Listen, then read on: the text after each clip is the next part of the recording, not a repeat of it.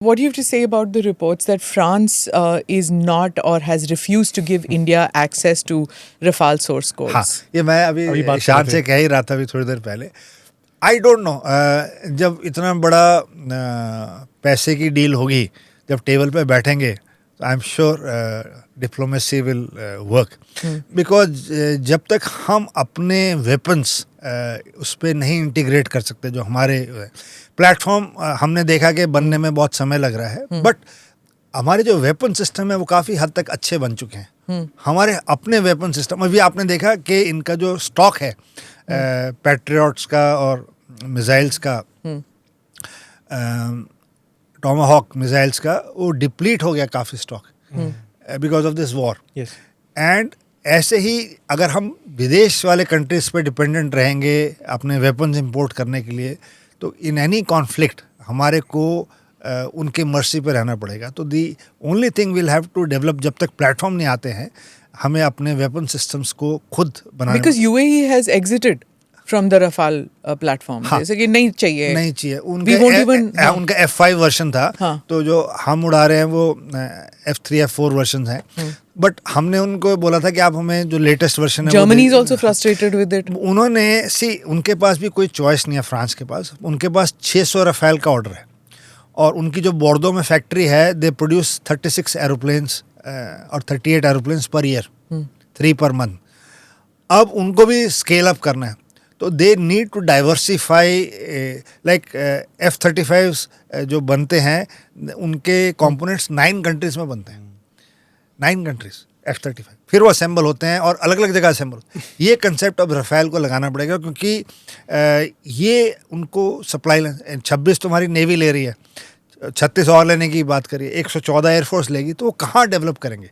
तो उनको एक फाइनल असेंबली लाइन लगानी पड़ेगी. तो I was reading somewhere close to Nagpur, they are wanting some place जहाँ पे, और इनका ऑलरेडी MRO प्राइम मिनिस्टर ने इनॉग्रेट किया हैदराबाद में, साफरान का जो इंजन है M88, तो उसका MRO इन्होंने सेटअप कर दिया है. तो धीरे धीरे मेरी समझ से Bharat would be able to in some way prevail upon France to at least give us something which will help us in the long run. तो अभी ऐसा लग रहा है सर आपकी बातों से कि वेपन डिलीवरी सिस्टम में हमारा थोड़ा सा ब्लाइंड स्पॉट है, these planes, but the actual weapons, we have sufficient production quantity. We have reached, but I'm not saying self-sufficient. Yes. But we have reached that high end. Still we are importing. Right. चाहे वो scalp हो गया, hammer हो गया, जो high and है. But our strategic missiles like BrahMos, Agni and all, and their guidance and all that, we are self-sufficient. Yeah, absolutely. So finally, I just want to ask you, as a person who has seen so much of, you've flown so many kinds of aircraft, you've flown and you've taken part in wars. Tell me, do you see when you see what is happening today, do you see this conflict ending soon? Best laid plans, as I said, of military men that it should be a short conflict, खत्म हो जाएगा, जल्दी करके खत्म कर लेंगे. Do you see that happening now? See, 4 साल हो गए रशिया यूक्रेन को. The Israeli soldiers, I was reading, are so tired. They are fighting for last 900 days. There are massive protests going on in Israel. ये news आ नहीं रही. So a prolonged war has a huge price to pay. Prolonged wars, they drain lots and lots of resources. You'll get body bags back. You spend so much of money which could be utilized for growth and development of your country. So no country wants war. America में draft की बात चल रही है. हाँ जी.